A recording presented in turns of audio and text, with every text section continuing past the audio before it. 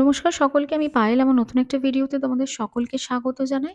আগের দিন primary interview related যে ভিডিওটা আমি পোস্ট করেছিলাম, সেখানে আমরা কতগুলো গুরুত্বপূর্ণ টপিক নিয়ে আলোচনা করেছিলাম। সেখানে একটা কারেকশন রয়েছে, সেটা আমি সবার প্রথমে করে দিই।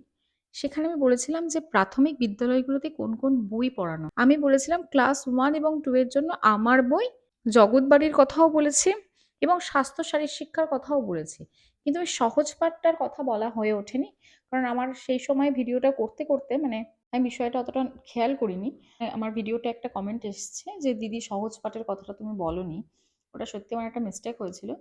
আর পরে যখন আমি দেখেছি, ভিডিওটা যখন এডিট করতে গেছিলাম তখন আমি দেখেছিলাম। কিন্তু সেই সময় ভেবেছিলাম যে আর করা হয়নি যেহেতু বা বলা হয়নি যেহেতু আর তো কিছু করার নেই। নেক্সট ভিডিওতে আমি বিষয়টা তোমাদেরকে ক্লারিফাই করে দেব। তো ওখানে ক্লাস 1 এবং 2 এর জন্য আরও একটা বই পড়ানো হয়, সেটা হচ্ছে সহজ পাঠ। সহজ পাঠের দুটো পার্ট এখানে পড়ানো হয়। প্রথম খণ্ড, সেটা আমরা ক্লাস 1 এ পড়ি। কি থাকে প্রথম খণ্ডে? মানে বর্ণমালা চেনানো হয়, অর্থাৎ স্বরবর্ণ, ব্যঞ্জন বর্ণ এবং বর্ণ শেখানোর পর তাদেরকে আস্তে আস্তে কি শেখানো হয়?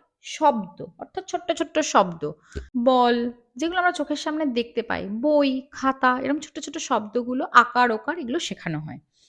শব্দ শেখানোর পর তাদেরকে কি করানো হয়? ছোট ছোট বাক্য শেখানো হয় এবং সেখানে কিছু ছবি থাকে প্রথম খণ্ডে। ছবিগুলো হচ্ছে মোটা দাগের কতগুলো ছবি আমরা দেখতে পাই। এটা হচ্ছে ক্লাস 1 এর জন্য। এবার ক্লাস 2 তে কি শেখানো হয়? ক্লাস 2 তে হচ্ছে দ্বিতীয় ভাগ পড়ানো হয়। এবার এই দ্বিতীয় ভাগে কি আছে?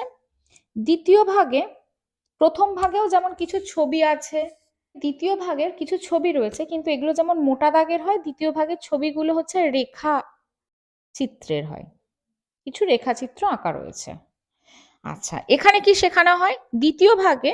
এখানে যেমন আমরা বর্ণ শিখি, এখানে আমরা যুক্ত বর্ণ শিখি। এখানে যেমন আমরা আকার, ওকার এগুলো শিখি বর্ণমালার সাথে সাথে, এখানে আমরা যুক্ত বর্ণ শিখি, যেমন কয়ে কয়ে, কয়ে লয়ে, বিভিন্ন যুক্ত বর্ণগুলো কিভাবে তৈরি হচ্ছে সেগুলো ভাঙা, ভেঙে ভেঙে যুক্ত বর্ণ তৈরি করা, বা যুক্ত বর্ণ দেওয়া আছে সেগুলো আমাদের ভাঙতে হয়, ভাঙা রয়েছে সেগুলোকে আমাদের যুক্ত করতে হয়। এরকম যুক্ত বর্ণ শিখি। যুক্ত বর্ণের সঙ্গে যুক্ত বর্ণযুক্ত আমরা শব্দ শিখি। তারপর সেই রকমই কঠিন কঠিন বাক্য আমরা বানাতে শিখি। এই হচ্ছে আমার সহজ পাঠ। আর একটা জিনিস সহজ পাঠের বলে দিই, সহজ পাঠটা আমরা সকলেই জানি কার লেখা? রবীন্দ্রনাথ ঠাকুর, কবিগুরু রবীন্দ্রনাথ ঠাকুরের লেখা সহজ পাঠ। এই সহজ পাঠের প্রচ্ছদ করেছিলেন কে? নন্দলাল বসু। এখানে আমরা দেখেছি যে কোনো ঘটনার বিশেষ বিশেষ অংশগুলোকে, বা যেটাই পড়ানো হচ্ছে সেটা কোনো ছড়া হতে পারে, কোনো গল্প হতে পারে, সেটারই বিভিন্ন ছবি আমরা ওখানে দেখতে পেয়েছি। আচ্ছা, এই সহজ পাঠ প্রথম প্রকাশ হয় কবে? 1930 সালে মে মাসে। বাংলার হচ্ছে 1337 বঙ্গাব্দের বৈশাখে। আর প্রাথমিক স্তরে কবে থেকে শুরু হয়? 1968-তে। বইগুলো তোমরা দেখবে যে এখনো পর্যন্ত আমরা ছোটবেলায় যে বই পড়েছি এখনো কিন্তু সেই বই রয়েছে। আচ্ছা, সহজ পাঠ নিয়ে যখন বলতে শুরু করেছি তখন আরো কয়েকটা জিনিস বলে দিই। আমরা যদি স্বরবর্ণ দেখি, স্বরবর্ণ আমরা দেখতে পাবো 11টা, আর এখানে আমরা ব্যঞ্জন বর্ণ দেখতে পাবো 33টা। এবার ব্যঞ্জন বর্ণ কেন কম থাকে? তার কারণ কবিগুরু রবীন্দ্রনাথ ঠাকুর ঊনস্বর, বিসর্গ, চন্দ্রবিন্দুর চাঁদ, খন্দের ত এগুলোকে ব্যঞ্জন বর্ণ হিসেবে মনে করতেন না। তিনি বলতেন এগুলো হচ্ছে উচ্চারণের প্রতীক। সেই কারণের জন্য এখানে ব্যঞ্জন বর্ণের সংখ্যাটা খানিকটা কম। অনেক সময় ইন্টারভিউতে সহজ পাঠ থেকে প্রচুর প্রশ্ন আসে, সহজ পাঠের ভেতরের বিভিন্ন কবিতা গল্প থেকেও প্রশ্ন আসে।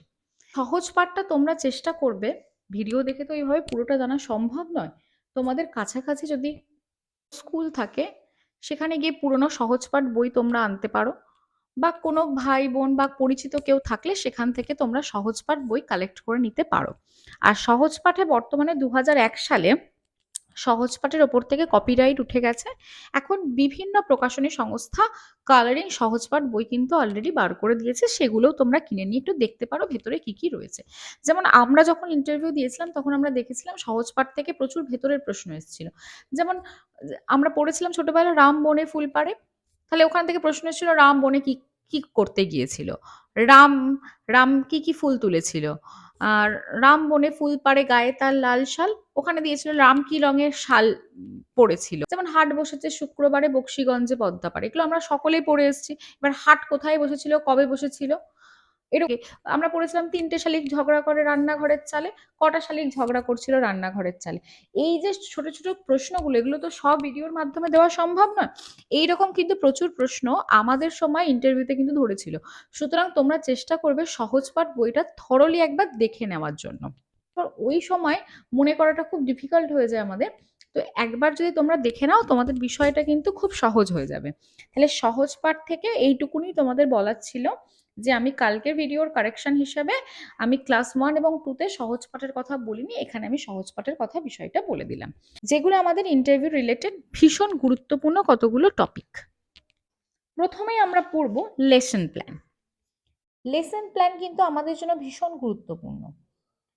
আমরা যারা শিক্ষক শিক্ষিকা রয়েছি তাদের ক্ষেত্রে কিন্তু লেসন প্ল্যানটা ভীষণ গুরুত্বপূর্ণ, এবং তোমরাও আগামী দিনে শিক্ষক শিক্ষিকা হবে, সুতরাং লেসন প্ল্যান বিষয়টা কিন্তু তোমাদেরকেও জানতে হবে। কি লেসন প্ল্যান হচ্ছে, এই যে তোমাদেরকে আগের দিন ভিডিওতে আমি বলছিলাম যে আমাদের বাচ্চাদের স্কুল ছুটির টাইম হচ্ছে 3:30, আর আমাদের শিক্ষক শিক্ষিকা স্কুল ছুটির টাইম হচ্ছে 4টে। তাহলে এই আধ ঘন্টা আমরা কি করি সেটা আমরা বলেছিলাম, যে আমরা পরের দিন কি পড়াবো সেই পাঠ পরিকল্পনা করি, সেটাই হচ্ছে লেসন প্ল্যান। অর্থাৎ আমরা শ্রেণীকক্ষে বাচ্চাদের যেটা পরের দিন পড়াবো, সেই পড়ানোটা যাতে কার্যকর ও সুশৃঙ্খল হয়, তার জন্য শিক্ষক বা শিক্ষিকা পূর্ব পরিকল্পনা করে থাকেন, সেটাই হচ্ছে লেসন প্ল্যান। মানে বিষয়টা কি, বা আমি আমি পরের দিন ক্লাসে বর্গক্ষেত্র বা আয়তক্ষেত্র পড়াবো, তাহলে তখন আমি কি করব, আমি দুটো বাক্স নিলাম, বাক্স তৈরি করলাম। একটা বাক্স নিলাম কিরকম, আয়তকার শেপের, অর্থাৎ যার দৈর্ঘ্য একটু বড় প্রস্থটা ছোট, মানে যেমন পেন্সিল বক্স। এবার প্রত্যেকের কাছে পেন্সিল বক্স থাকে, তারা বিষয়টার সাথে রিলেট করতে পারলো। তাহলে এইরকম পেন্সিল বক্সের মতো একটা বক্স নিলাম, আর একটা চৌকো বক্স নিলাম, মানে চৌকো মানে একদম চার চৌকো, মানে 4টে ধারই সমান, সেই রকম কোনো টিফিন বক্স টাইপের কিছু একটা নিলাম, মানে ওই রকমই শেপের আমরা দুটো বক্স করে নিলাম। সেটা আমি কার্ডবোর্ড দিয়ে বানাতে পারি। এবার সেই বক্সটা করে নিলাম, করে নিয়ে তাদেরকে যে আমি কালকে এইভাবে পড়ানোটা শুরু করব, তাহলে এই যে চিন্তা ভাবনাটা সেটা আমি কখন করব, এটা আমরা লেসন প্ল্যানের মাধ্যমে করব। এই লেসন প্ল্যানে কি কি উল্লেখ থাকে, পাঠের উদ্দেশ্য, মানে শিক্ষার্থী এই যে জিনিসটা আমি তাদেরকে পড়াচ্ছি তার মাধ্যমে শিক্ষার্থী কি শিখছে, সেটাই হচ্ছে পাঠের উদ্দেশ্য। আমরা কিভাবে পড়বো, প্রথমে পূর্ব জ্ঞান যাচাই, মানে পূর্ব জ্ঞান আমরা যাচাই করে নেবো। যে কোনো জিনিস আমরা পড়াতে গেলে আমরা আগের দিন কি পড়িয়েছিলাম সেখান থেকে আমরা পড়ানোটা স্টার্ট করব। তাহলে সেখানে আমাদের কি হলো, পূর্ব জ্ঞান যাচাই করা হলো। যেমন কালকে আমি ক্লাস 1-এর একটা পড়াচ্ছিলাম, সেখানে গিয়ে আমি প্রথমেই দেখলাম যে ওই পাতাতে কিছু ছবি রয়েছে, সেটা দেখে মনে হচ্ছে চিড়িয়াখানার ছবি, এবং সেখানে বিভিন্ন জীবজন্তুর ছবি দেওয়া রয়েছে এবং সেইগুলোর বানান লেখা রয়েছে। যেমন ঈগলের বানান ছিল বাঘ, হাতি, হরিণ, সিংহ, এরকম কিছু বানান ছিল। তো আমি তখন প্রথমে ওদেরকে গিয়ে বললাম ক্লাসে, যে তোমরা চিড়িয়াখানায় গেছো, আচ্ছা চিড়িয়াখানা ইংরাজি কি বলতো, তারা তখন বললো জু। আচ্ছা চিড়িয়াখানায় কে কে গেছো, তখন অনেকেই হাত তুললো। আচ্ছা চিড়িয়াখানাটা কোথায় বলতো, তখন তারা বললো কলকাতায়। কিভাবে গেছো, প্রথমে ট্রেনে গেছি, তারপর বাসে গেছি, মানে যে যেভাবে গেছে সে সেটাই বললো। তারপর তাদেরকে আমরা বললাম যে তুমি ওখানে গিয়ে কি কি দেখতে পেয়েছো বলো তো, তখন কেউ বলছে বাঘ দেখেছি, কেউ বলছে হাতি দেখেছি, কেউ বলছে হরিণ দেখেছি, কেউ বলছে আমি সাপ দেখেছি, কেউ বলছে কুমির দেখেছি। তো আমি আস্তে আস্তে সেই বানানগুলো লিখতে থাকলাম। তারপরে আমরা যখন দেখলাম, তাদেরকে আমি বললাম আচ্ছা ঠিক আছে, চিড়িয়াখানার গল্প তো শেষ হলো, এইবার আমি তোমাদেরকে এখানে যেগুলো যেগুলো লেখা রয়েছে, মানে তোমরা যেগুলো দেখেছো তাছাড়াও তো চিড়িয়াখানাতে আরো অনেক কিছু থাকে, চলো আমরা সেই বানানগুলো শিখি। তাহলে এই যে প্রথমে হচ্ছে পূর্বজ্ঞান যাচাই করলাম, মানে তারা কি কি জানে সেটা দেখে নিলাম, এবার বাকিটা আমি তাদেরকে শেখাতে শুরু করলাম। তারপরে হচ্ছে উপকরণ। পূর্বজ্ঞান যাচাই করার পর আমার কিছু উপকরণের প্রয়োজন হয়, যেটা তোমাদের আগেই বলছিলাম। উপকরণ মানে আমি যদি তাদেরকে একটা বাঘের মুখোশ নিয়ে যেতাম, ছবি আঁকতাম, মানে ছবি আঁকছি যে আমি সেখানে বাঘ দেখেছি, একটা বাঘের ছবি আঁকলাম, বা তাদেরকে একটা রঙিন ছবি দেখালাম, সেখানে বিভিন্ন ধরনের আমাদের ছবি প্রাইমারি স্কুলগুলোতে থাকে, তো সেখানে আমি একটা বাঘের ছবি দেখালাম, এই যে আচ্ছা এটা দেখেছো তোমরা, তখন বলবে হ্যাঁ দেখেছি। তাহলে এইটা কি কি দেখতে পেয়েছো বলো তো, গায়ের রংটা কেমন, গায়ে দেখতে পাচ্ছ তো আমার কেমন ডোরা কাটা দাগ রয়েছে। আচ্ছা ডোরা কাটা দাগগুলো কি কালারের রয়েছে বলো তো? তাহলে আমরা বিভিন্ন উপকরণের মাধ্যমে তাদেরকে নতুন ভাবে তাদের কাছে বিষয়টা উপস্থাপন করছি, যাতে তারা কৌতূহলের সঙ্গে বিষয়টা শেখে। তারপরে হচ্ছে উপকরণের সাথে সাথে হচ্ছে উপস্থাপন, মানে আমরা সেই উপকরণটা দেখাবো, দেখিয়ে দেখিয়ে তাদেরকে আরো নতুন কিছু ফিচার সেখানে অ্যাড করব বা আরো নতুন কিছু তাদেরকে জানাবো। তারপরে হচ্ছে মূল্যায়ন। মূল্যায়ন মানে কি, সে কতটা শিখলো। মানে ক্লাসের শেষে আমরা তাদেরকে জিজ্ঞাসা করবো, আচ্ছা বলো তো, মানে আমি পুরোটা যখন পড়িয়ে নিলাম তারপর আমি শেষে জিজ্ঞাসা করলাম, আচ্ছা তোমাদের তো ক্লাসে পড়ালাম বাঘ বানান কি, তোমরা বলো তো বাঘ বানান কি, তারা বলবে। হাতি বানান কি, তারা তখন বলছে। তার মানে আমি যে পড়ানোটা পড়ালাম, যেটা শেখালাম, সেটা তারা কতটা শিখলো সেটা আমরা মূল্যায়ন পদ্ধতির সাহায্যে যাচাই করব। লেসন প্ল্যানটা কি? লেসন প্ল্যান হচ্ছে একটা সুনির্দিষ্ট পাঠ পরিকল্পনা, যার মাধ্যমে শিক্ষার্থীদের আমরা কিছুটা শেখাবো, এবং সেটা আমরা আগে থেকে তৈরি করে রাখছি, যাতে ওই ক্লাসে গিয়ে হটকারী আমাদের কোনো কিছু শেখাতে না হয়। আমরা আগে থেকে বিষয়টা প্রিপারেশন নিয়ে রাখলাম যে না, কালকে আমি ক্লাসে এই ছবিগুলোকে নিয়ে যাব, আমি তাদেরকে এই জিনিসগুলোকে দেখাবো।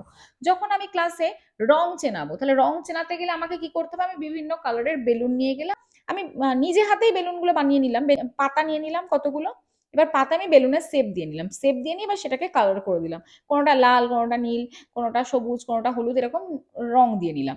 এবার রংগুলোর আমি ওই পাতার নিচেই রংগুলো লিখে, রঙের নামগুলো লিখলাম, ওটা বাংলায় লিখলাম, ইংরাজিতে লিখলাম। এবার ওদেরকে ওইগুলো দেখিয়ে দেখিয়ে আমি বলছি, আচ্ছা তুমি বলো তো এটা কি কালার, এটা কি দেখতে পাচ্ছ, প্রথমে তারা বলবে বেলুন। আচ্ছা কি কালারের দেখতে পাচ্ছ, তারা সাধারণত কালার পিপিতে পড়ছে, তারা অনেকেই কালার চিনে গেছে। আচ্ছা এই কালারটাকে কি বলে বলো তো, যদি কেউ বলতে না পারে, এটাকে কি বলে, এটাকে লাল বলে। লাল ইংরেজি কি, রেড। লাল বানান কি, এইটা। তাহলে এই যে এইভাবে আমরা তাদেরকে যখন শেখাচ্ছি, তখন তাদের শেখাটার প্রতি আগ্রহ আরো বেড়ে যাচ্ছে, কৌতূহল আরো বেড়ে যাচ্ছে, এবং তারা জিনিসটা আনন্দের সঙ্গে শিখেছে। আর বর্তমানে তোমাদেরকে আমি আগের ভিডিওতেও বলেছি, এখন আমাদের শিক্ষার উদ্দেশ্যই হচ্ছে আনন্দদায়ক শিক্ষা, অর্থাৎ জয়ফুল লার্নিং। মানে বাচ্চা আনন্দের সঙ্গে শিখবে, বাচ্চা মজার ছলে শিখবে, যেন তার মনে না হয় যে পড়াটা একটা বোঝা, পড়াটা খুব কঠিন একটা ব্যাপার। তাদের যেন মনে হয় যে না, পড়াটা ভীষণ সহজ একটা বিষয়। এবার হচ্ছে সুবিধা, লেসন প্ল্যান করার, এই যে আমরা টিচাররা লেসন প্ল্যানটা করছি, এর সুবিধা কি? এর সুবিধা হচ্ছে আমরা কম সময়ে অনেক বেশি কিছু বাচ্চাদেরকে শেখাতে পারছি। কারণ সব সময় আমাদের ছবি আঁকা সম্ভব নয়, আমরা সবসময় সবাই ছবি আঁকাতে পারদর্শীও নয়।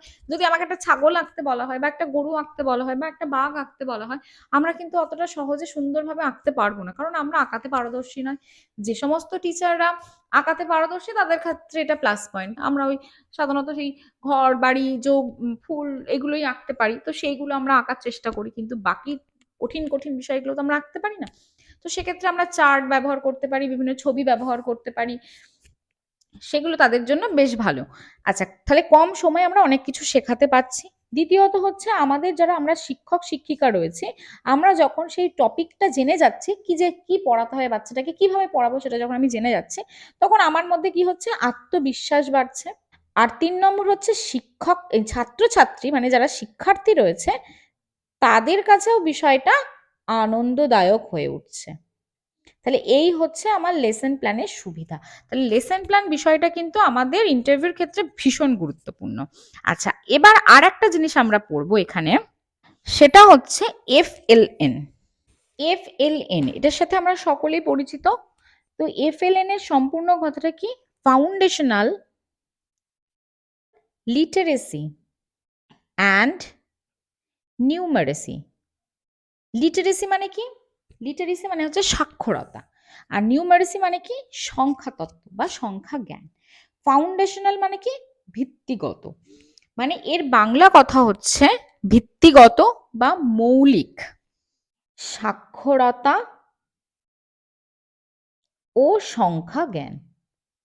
এটা কোথায় প্রথম বলা হয়েছে? এই FLNটা প্রথম বলা হয়েছে ন্যাশনাল এডুকেশন পলিসি 2020-তে FLN এর কথা বলা হয়েছে। এর মানেটা কি? এর মানে হচ্ছে 3 থেকে 9 বছরের মধ্যে প্রত্যেক শিশু, অর্থাৎ ক্লাস 3 মানে 3 থেকে 9 বছরের মধ্যে, অর্থাৎ ক্লাস 3 শেষে, যেন প্রত্যেকটা বাচ্চা যে কোনো পড়া পড়তে, লিখতে এবং অঙ্ক করতে পারে। তাহলে পড়তে মানে তারা বর্ণ চিনতে পারবে, যুক্ত বর্ণ হতে পারে, এমনি বর্ণ, বর্ণমালার যে স্বরবর্ণ ব্যঞ্জন বর্ণ তারা চিনতে পারবে, পড়তে পারবে, যুক্ত বর্ণ পড়তে পারবে এবং ছোট ছোট বাক্য তারা পড়তে পারবে, লিখতে পারবে এবং তার সাথে সাথে তারা অঙ্ক করতে পারবে, মানে অঙ্ক করার দক্ষতা। অঙ্ক বলতে কিরকম, সে কি খুব কঠিন কঠিন অঙ্ক? কঠিন কঠিন নয়, মানে বাচ্চাটা সে কাউন্ট করতে জানবে, সে যোগ বিয়োগ গুণ ভাগ করতে পারবে। সেটাই হচ্ছে FLN। এটা একটা জাতীয় উদ্যোগ নেওয়া হয়েছে। এবার এর লক্ষ্য কি? এর লক্ষ্য হচ্ছে 2026 থেকে 27 সালের মধ্যে তৃতীয় শ্রেণীর শেষে, বলছিলাম যে ক্লাস 3, তাহলে তৃতীয় শ্রেণীর শেষে সব শিশুর মৌলিক সাক্ষরতা ও সংখ্যা জ্ঞান নিশ্চিত করতে হবে। এবার উদ্দেশ্য কি, যে FLN কেন তৈরি করা হয়েছিল? এটাও তৈরি করা হয়েছিল যাতে শিশু, যখন আমরা প্রথমেই বলছি যে ক্লাস পিপিতে তো সে খেলার ছলে সবকিছু শিখবে, সেখানে খুব সাধারণ দুটো কর্মপত্র রয়েছে, কিন্তু ক্লাস 1 থেকে আমরা বাচ্চাদেরকে কি শেখাচ্ছি? প্রথমে বর্ণমালা শেখাচ্ছি, স্বরবর্ণ ব্যঞ্জন বর্ণ, তারপর ছোট ছোট শব্দ শেখাচ্ছি যেগুলো আমরা ক্লাসের মধ্যে দেখতে পাচ্ছি, ক্লাসের বাইরে দেখতে পাচ্ছি।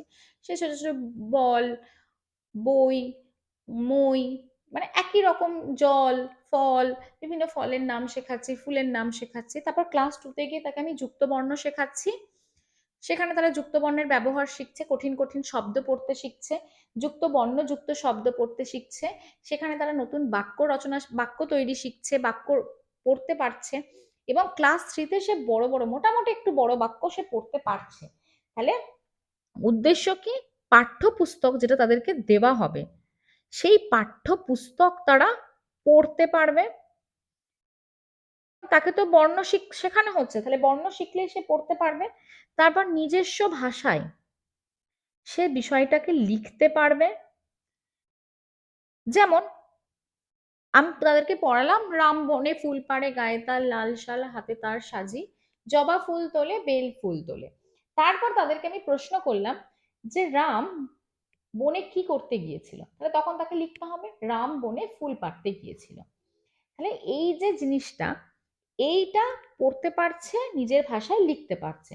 বা তাদেরকে আমি যোগ করতে দিয়েছি, কিরকম যোগ করতে দিয়েছি, ক্লাস 1-এ কিরকম আছে বা 2তে কিরকম আছে, ছবি দেওয়া আছে, দুটো ফুলের ছবি দেওয়া আছে, তারপর যোগ চিহ্ন দিয়ে 3টে ফুলের ছবি দেওয়া আছে, এবার দিয়ে তারপর কাউন্ট করে লেখা রয়েছে, টোটালটা সমান সমান চিহ্ন দিয়ে একটা বক্স করা রয়েছে, মানে আমাদের টোটালটা করতে হবে, দিয়ে নিচে লিখতে হবে উত্তরটা, সেখানে একটা বক্স করা রয়েছে। তাহলে তখন আমি বাচ্চাটাকে কি করব, দুটো ফুল, প্রথমে বলবো কাউন্ট করো কত আছে, সে বলবে 2, তারপরে কাউন্ট করো কত আছে 3, তাহলে মোট কতগুলো আছে আবার কাউন্ট করো, সে লিখলো 5, তারপরে তাকে বললাম 5টা ফুলের ছবি আঁকো, সে পাশে আঁকলো। এবার উত্তরটা লিখতে হবে, তাহলে তাকে আমি বলবো এবার তুমি উত্তরটা লেখো, সে উত্তরটা কিভাবে লিখবে, এখানে 5টি ফুল রয়েছে।